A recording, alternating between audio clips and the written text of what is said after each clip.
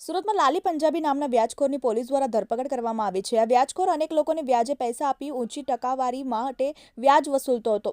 લાલી પંજાબી નામના વ્યાજખોરની પોલીસ દ્વારા ધરપકડ કરવામાં આવી છે।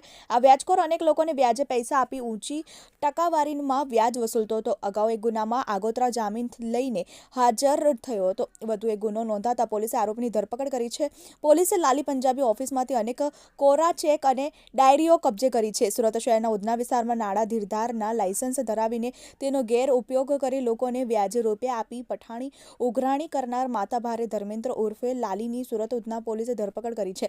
આરોપી પાસેથી 57 કોરા ચેક મળી આવ્યા છે। એટલું જ નહીં, 12% લઈને 15% સુધી વ્યાજ વસૂલતો હતો। ફરિયાદી પાસેથી 2 લાખ રૂપિયાની જગ્યાએ 8 લાખ રૂપિયાની માંગણી કરી રહ્યો હતો।